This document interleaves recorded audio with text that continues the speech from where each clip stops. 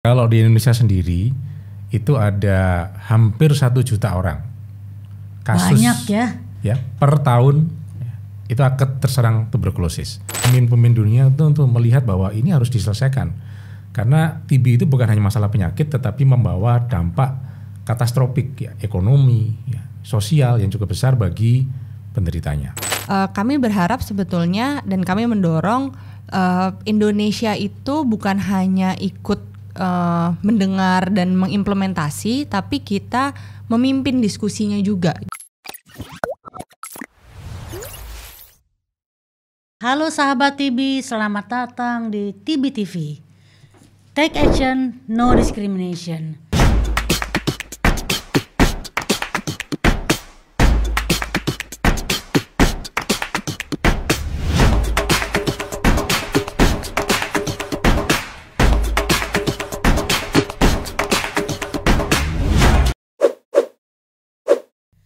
Selamat datang di TB Talks, podcastnya TB TV. Kali ini saya tidak sendirian seperti biasa. Ada 2 orang tamu istimewa. Istimewa banget. Kenapa? Karena ini dua-duanya orang penting untuk urusan tuberkulosis. Yang pertama adalah Dr. Imran Pambudi selaku Direktur dari Pencegahan dan Pengendalian Penyakit Menular dari Kementerian Kesehatan. Selamat pagi Pak Imran, selamat datang di TBTV. Apa kabar Pak? Alhamdulillah baik. Alhamdulillah.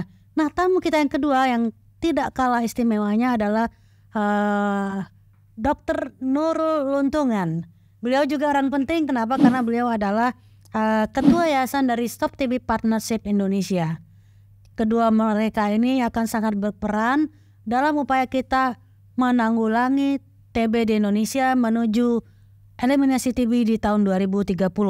Nah, berbicara mengenai eliminasi TB, kita tahu bahwa tuberkulosis sudah menjadi masalah kesehatan di Indonesia sudah sejak lama. Dan kita terus berusaha agar kita terbebas dari TB, ikut dengan negara-negara yang lain untuk menjalani berbagai upaya agar Indonesia dan banyak negara di dunia terbebas dari TB, atau kita sebut programnya sebagai program eliminasi TB di tahun 2030.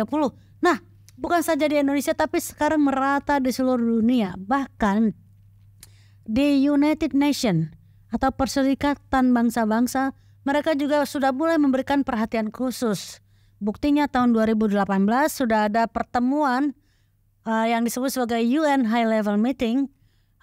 Itu ada 2 kali pertemuan. Yang pertama adalah society hearing. Jadi berbagai society, NGO memberikan pendapatnya, dan kemudian diikuti dengan pertemuan yang betul-betul high level, di mana semua pemangku kebijakan di banyak negara, mulai dari menteri bahkan ada yang kepala negaranya datang untuk berkumpul bersama, ingin membuat suatu kesepakatan agar ada perbaikan, ada improvement untuk upaya-upaya kita untuk pengendalian dan pencegahan tuberkulosis ini. Nah, tahun ini juga akan ada nih UN High Level Meeting, yaitu di New York, kalau tidak salah tanggal 19 sampai tanggal 23 September. Ya, Dr. Nur, Pak Imran, begitu ya, betul ya. Nah, tentu saja sekarang TB ini semakin sangat penting. Kenapa? Karena sudah menjadi bagian dari goals dari SDG, yaitu yang kita sebut sebagai goals yang ketiga, good health and well-being. Nah, bagaimana kira-kira permasalahan TB di Indonesia ini sebelum kita bicara tentang high level meeting nanti ya. Saya minta nih kepada Pak Direktur Dr. Imran, bagaimana nih kondisi TB di Indonesia Pak? Silakan Pak, agar supaya warga net kita tahu nih semua kondisi TB di Indonesia. Ya, Dr. Elina. Jadi kalau di Indonesia sendiri itu ada hampir 1 juta orang kasus banyak ya per tahun itu akan terserang tuberkulosis. Jadi cukup banyak. Sedangkan di dunia sendiri itu ada sekitar 10,6 juta orang yang terserang tuberkulosis. Jadi cukup bukan hanya masalah di Indonesia ternyata, Dr. Erlina, tapi juga di dunia. Kemudian dari situ kematiannya juga cukup banyak ya. Jadi di Indonesia sendiri tahun lalu itu diestimasikan ada sekitar 144.000 orang Ya, yang saya udah meninggal. hitung tuh Pak, 16 orang per jam meninggal. Nah, berarti banyak sekali kan? Iya. Banyak sekali. Bahkan mungkin sangat bisa masuk sangat mengerikan kalau semua dijejer gitu ya. Dan saat ini kami atau Kementerian Kesehatan dan bersama juga dengan masyarakat ya ternyata sudah bisa menemukan kasus-kasus tuberkulosis itu tahun 2022 sebanyak 724.000. Wah, keren tuh Pak, di Ya. atas 70% itu ya. Ya, sekitar 75%. Jadi itulah yang kita upaya-upaya kita supaya kita bisa menemukan sebanyak mungkin penderita tuberkulosis. Ya, ditemukan dan Diobati. seharusnya diobati sampai sembuh ya Pak. Sampai Ya? sembuh, ya, gitu dok. Oke, terima kasih Pak Imran atas informasinya tentang kondisi TB di Indonesia secara umum, dan kita kembali kepada UN High Level Meeting ya, bahwa tadi saya sebutkan tahun 2018 sudah ada pertemuan yang pertama, dan bulan depan juga akan ada pertemuan berikutnya tahun 2023 ini. Yang ingin saya tanyakan kepada Dr. Imran dan juga Dr. Nurul adalah kira-kira di tingkat global progresnya seperti apa nih saat ini? Ya, jadi kalau dilihat kenapa kok sampai tuberkulosis itu menjadi diangkat ke United Nations. Ternyata kita lihat dari 193 negara itu yang mencapai tadi yang Dr. sampaikan mencapai target itu hanya 46 negara.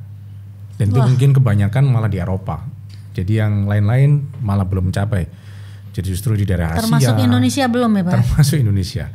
Jadi di negara-negara Asia itu yang besar kan India sama Indonesia. Jadi dua negara ini mungkin kalau udah bisa tertangani mungkin sepertiga permasalahan tuberkulosis dunia sudah bisa selesai.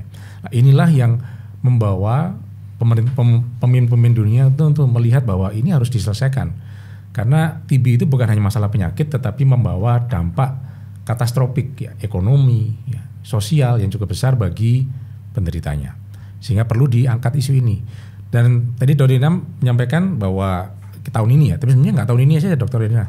2018 ya, kan waktu betul. kita datang itu sudah disampaikan. Ya. Jadi ini merupakan kelanjutan sebetulnya dari yang 2018 yang lalu.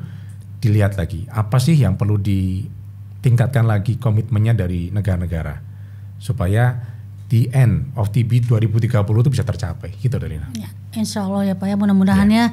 Nah saya sekarang beralih kepada Dr. Nurul. Ini bosnya Yayasan Stop TB Partnership Indonesia ini ya. Dr. Nurul, kira-kira harapan Dr. Nurul atas pertemuan yang akan datang tanggal 22 September ini apa? Ya, jadi memang sebetulnya tadi Pak Imran sudah sebutkan ya Dr. Erlina bahwa pembahasan tentang TB ini sebetulnya di UNGA meeting ini yang kedua, yang sebelumnya di 2018 dan yang di 2023 ini sebetulnya menjadi sangat krusial dan sangat penting, karena kalau misalnya memang diadakan tiap 5 tahun sekali, yang berikutnya kan berarti 2028 itu udah 2 tahun sebelum 2030. Jadi harusnya di 2028 itu udah tinggal wrap up aja sebetulnya. Jadi yang sekarang ini harusnya agenda setting untuk sampai 7 tahun ke depan itu harus betul-betul kuat. Karena kalau kita betul-betul mau mencapai di 2030 di dunia ini, meeting yang high level meeting tentang TB di 2023 itu agendanya harus betul-betul bisa mendukung negara-negara dengan lebih BBN. agresif Betul, ya? Mendukung dan mendorong dan dalam tanda kutip memaksa gitu ya, bahwa TBC itu memang harus bisa diselesaikan dalam 7 tahun ke depan. Di 2018 salah satu yang menjadi buah yang sangat berdampak untuk Indonesia itu pembahasan tentang pentingnya TBC itu diselesaikan secara multisektor. Karena itu bukan hanya masalah kesehatan.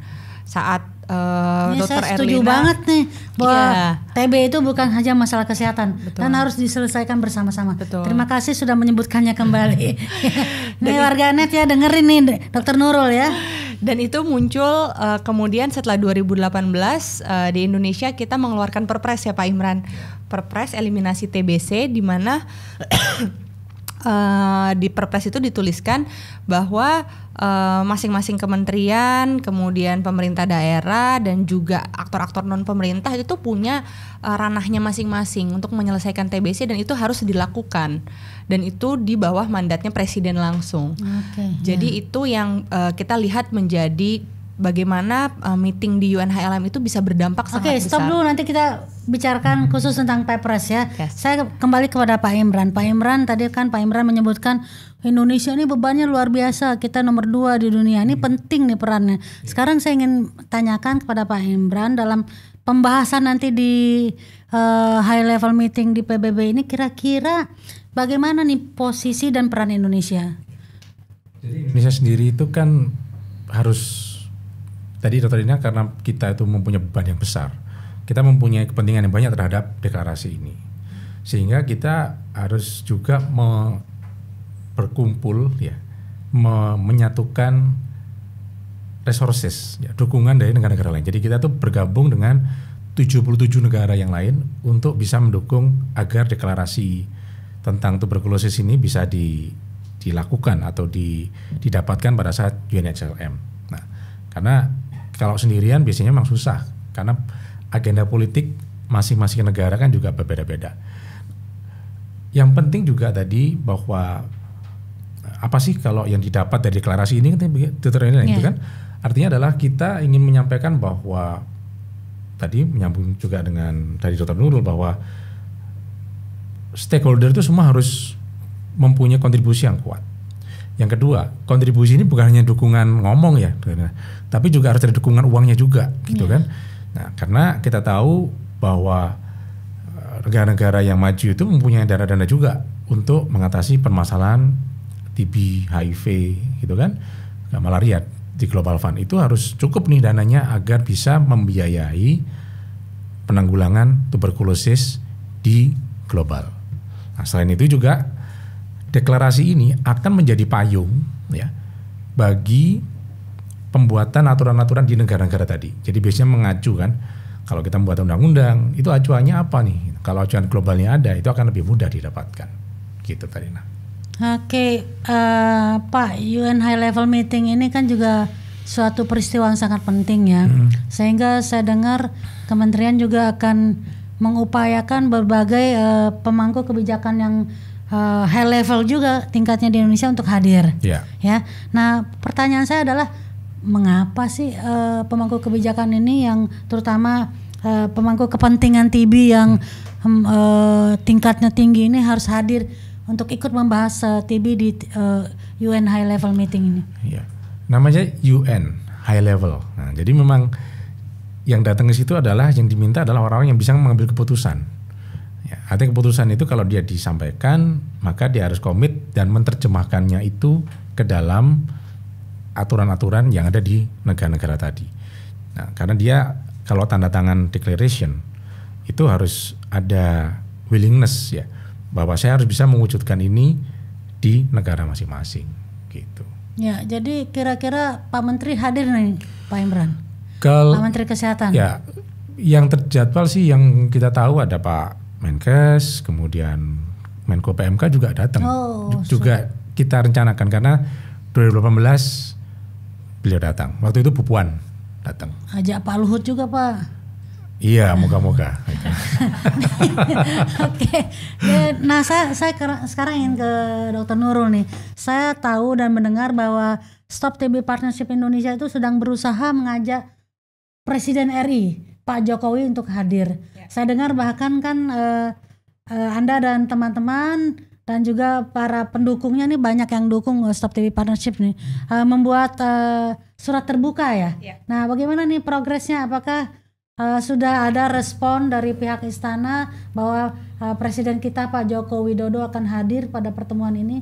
Ya, jadi memang betul Bu Erlina, dan terima kasih Bu Erlina sebagai salah satu pendukung luar biasa nih untuk Stop TB Partnership ya. TB TV juga masuk nih kita.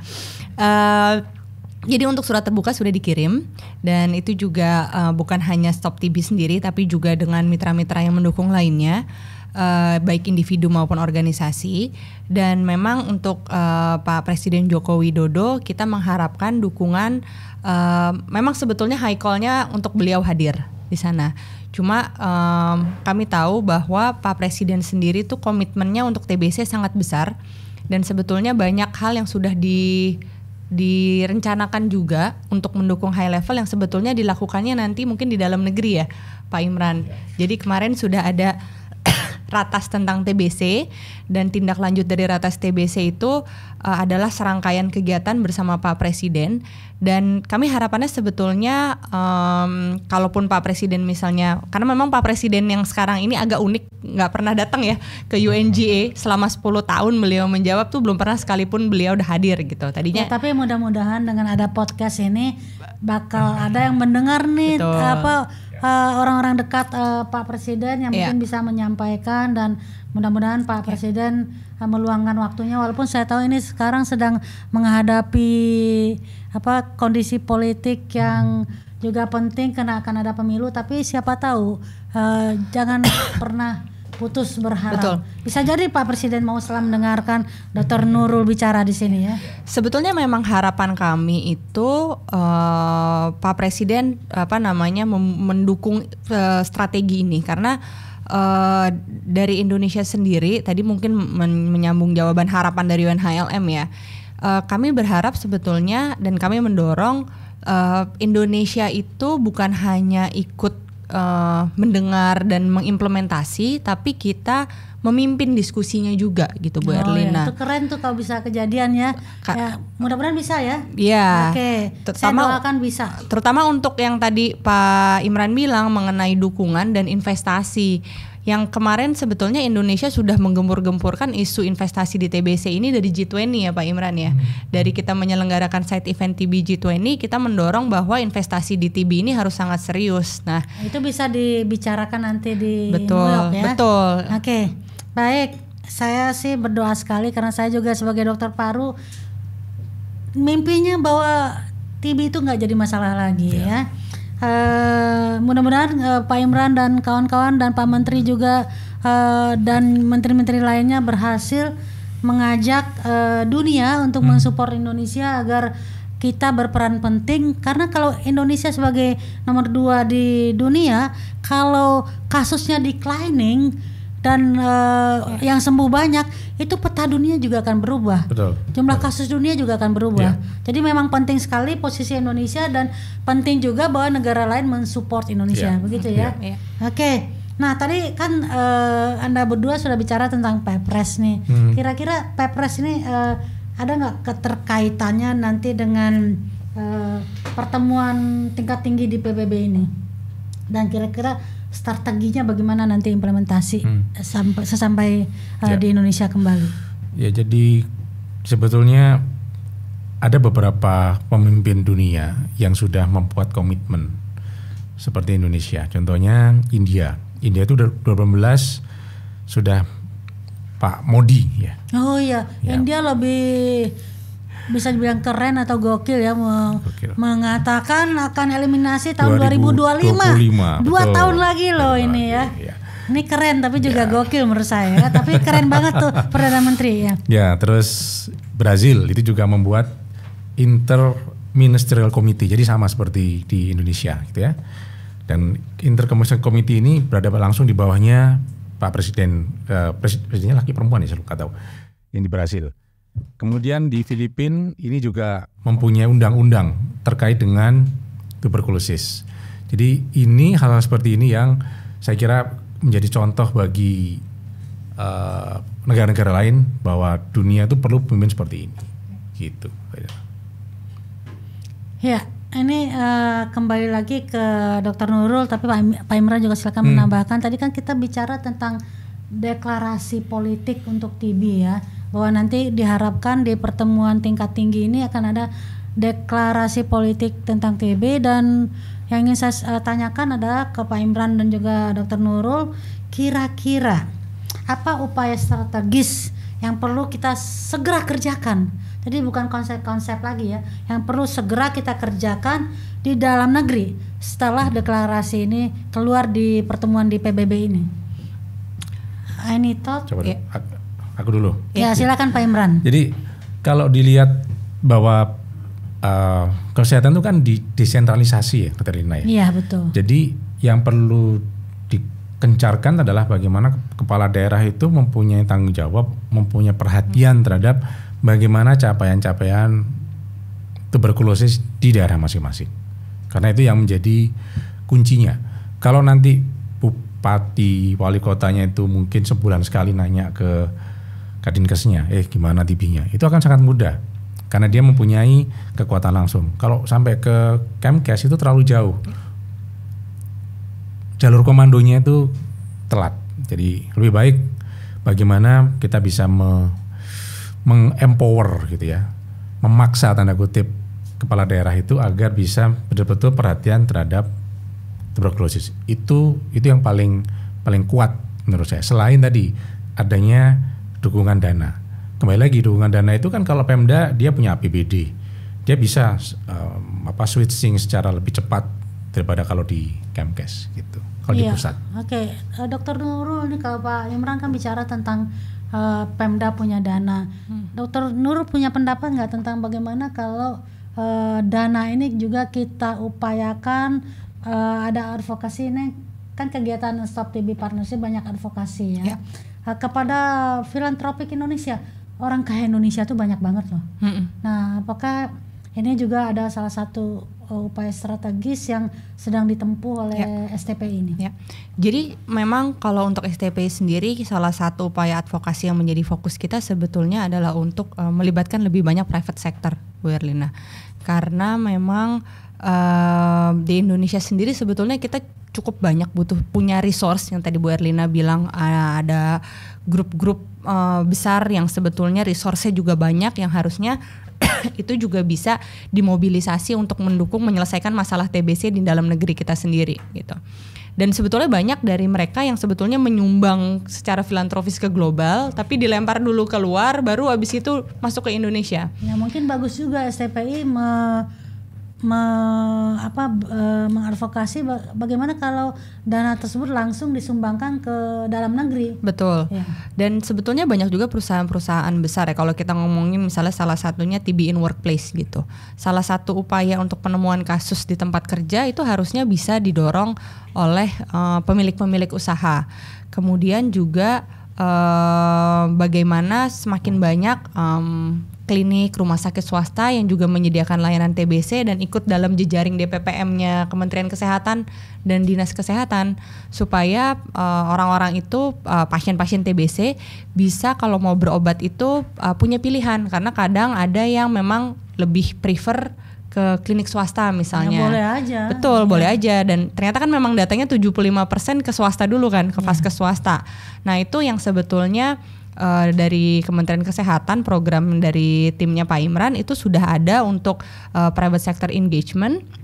Cuma memang seperti yang tadi Pak Imran bilang, itu butuh dukungan dari Dinas Kesehatannya juga untuk memastikan suplai obatnya, memastikan diagnostiknya tersedia, kemudian memastikan juga klinik-kliniknya ini semuanya tertarik untuk ikut, karena sekarang juga udah dibuat ya uji coba untuk penguatan layanan kesehatan primer di klinik-klinik yang bermitra dengan BPJS.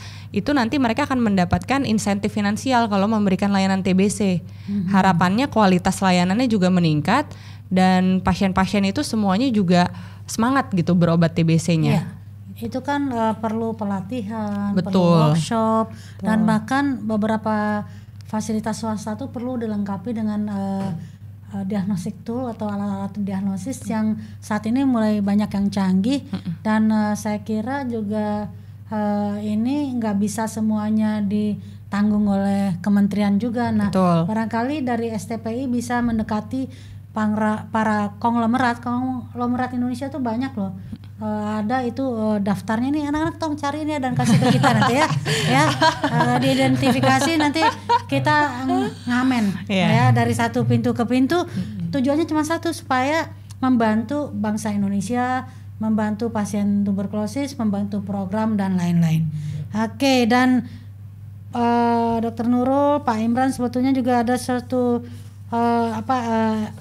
perkembangan teknologi yang baru yang bisa menjadi intervensi yang cukup bermakna kedepannya yaitu tentang vaksin tuberkulosis. Kita tahu selama ini kan BCG yang sudah 100 tahun lebih sebagai vaksin TB yang ternyata tidak terlalu efektif. Ya, buktinya banyak yang tetap sakit TB dan banyak yang berat juga. Nah, saat ini kan sedang berkembang teknologi dan juga berbagai upaya untuk membuat vaksin baru dan sudah banyak uji klinisnya, tentu belum selesai. Nah, saya kira Indonesia harus mengambil peran bahwa ikut terlibat dalam vaksin ini. Kalau teknologinya saya membaca itu sudah dikembangkan dan dibuat, tetapi minimal kita untuk uji klinisnya mesti ikut, dan ikutnya jangan hanya sebagai pelaksana. Saya ingin bahwa Indonesia juga ikut mulai dari merumuskan masalah dan mendevelop protokolnya. Kira-kira menurut Pak Imran dan Bu Nurul bagaimana nih tentang vaksin tuberkulosis ini? Ya, saya setuju Dr. Rina. Jadi setahu saya ada 3 kandidat ya yang vaksin di dunia. Betul. Kalau nggak salah 2 itu di Indonesia sudah jalan ya, maksudnya sudah ikut terlibat kan? Ya, terlibat di satu vaksin mulai dari protokol development. Kemudian yang satu lagi juga terlibat dari awal persiapan. Betul. Itu dengan M72, itu vaksin TB yang disponsori oleh Melinda and Bill Gates Foundation. Ya. Jadi, dan mudah-mudahan segera mendapatkan izinnya dari Badan POM dan kita mulai running penelitiannya. Betul, jadi kita memang sudah mempropos hal ini sejak G20 yang lalu ya. Jadi ini menjadi salah satu hal yang kita dorong dan alhamdulillah ini bergulir tentang vaksin, tentang pendanaan. Cuman sama India nggak diterusin di G20-nya gitu ya. Tapi oke lah, akhirnya kan ini juga diambil oleh dunia bahwa ini harus menjadi inisiatif vaksin yang harus diteruskan untuk bisa hanya, kalau selama ini hanya BCG itu nggak mempan gitu kan.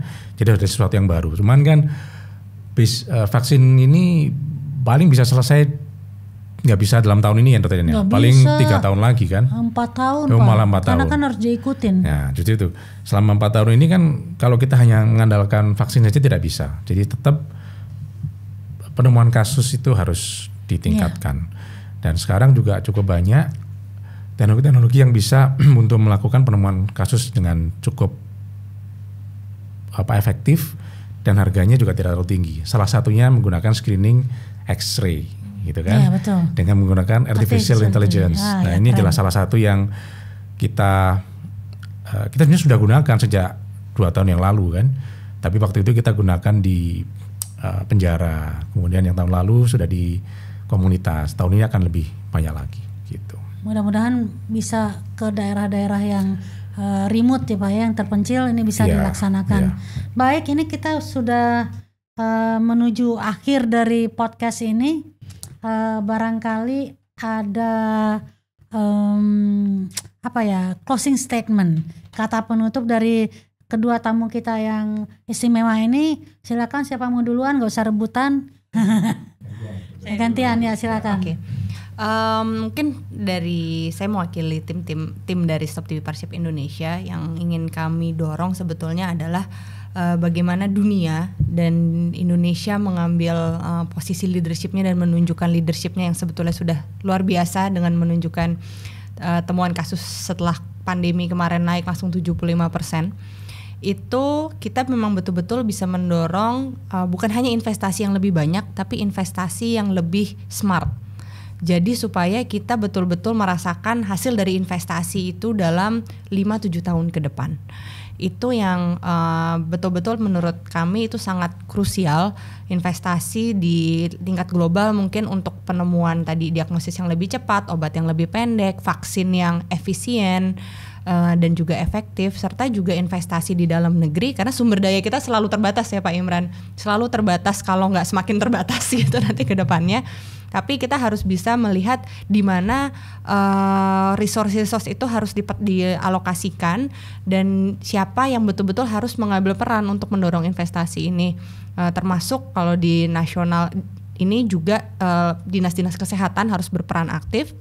Dan lagi-lagi harapannya untuk UNHLM ini kami masih sangat berharap Pak Presiden Jokowi bisa datang, bisa hadir dan membawa jajarannya yang memang betul-betul bisa mendorong topik yang terkait investasi yang smart ini untuk mendorong vaksin supaya lebih cepat, uang untuk diagnostik dan obat-obat yang lebih canggih-canggih itu juga semakin besar, dan Indonesia mengambil andil bukan hanya sebagai objek ya, tapi kita betul-betul sebagai pelaku dan juga memang mendapatkan manfaatnya untuk negara ini. Mungkin itu, Berlina. Ya, Pak Imran. Kalau saya ada 3. Ya. Pertama adalah masyarakat harus tahu bahwa TB itu berbahaya. Jadi harus paham, dan kalau ada gejala-gejala harus segera memeriksakan diri. Karena pertama harus ditemukan dulu agar dia bisa diobati sampai sembuh, tos TB. Gitu ya. Yang kedua, kembali lagi adalah bagaimana menggalang pemerintah daerah. Itu sangat penting. Karena kalau kepala daerahnya itu dia peduli, dia akan memperhatikan program dengan baik, ya. Kemudian mengalokasikan resourcesnya dengan baik juga. Dan yang ketiga, saya kira secara di global kita melanjutkan apa-apa yang sudah kita mulai. Leadership kita tunjukkan, dan kita bisa sampaikan ke dunia bahwa dengan leadership Indonesia ini tadi bisa membawa Asia dan dunia untuk bisa eliminasi TB. Syukur-syukur sebelum tahun 2030 tadi. Amin. Gitu. Ya, terima kasih Pak Imran dan Dr. Nurul. Saya juga ingin menyampaikan sesuatu nih, karena saya juga kan penggiat TB nih ya. Jadi saya selalu mengatakan bahwa kita tidak bisa lagi business as usual. Ya, makanya saya katakan tadi India itu gokil dan keren karena mereka sudah banyak sekali melakukan sesuatu yang menurut saya keren Pak. Contohnya selama ini kita tahu Gene Expert atau TCM itu diproduksi di luar sana, mereka sekarang bikin sendiri alatnya sendiri. Ya ada TrueNet ya. Obat-obat TB juga banyak diproduksi di India. Betul. Ini bagaimana kita juga bisa tiru kegokilan dan kekerenan India ini supaya peran kita juga akan lebih besar lagi. Dan satu hal lagi, saya juga menghimbau masyarakat seperti Pak Imran tadi, jangan lagi menganggap TB ini merupakan sesuatu yang penyakit biasa, tapi juga jangan memberikan stigma kepada TB sehingga orang jadi takut memeriksakan diri dan juga dikucilkan dan lain sebagainya. Karena untuk TB ini sama dengan penyakit yang lain, dia memang bahaya, bisa menimbulkan kematian, tapi bisa dicegah dan bisa disembuhkan. Ya, jadi sebagai hashtag kita yang terakhir, take action, no discrimination. Kita bersama-sama Pak Imran dan Dr. Nurul ya. TB TV, take action, no discrimination.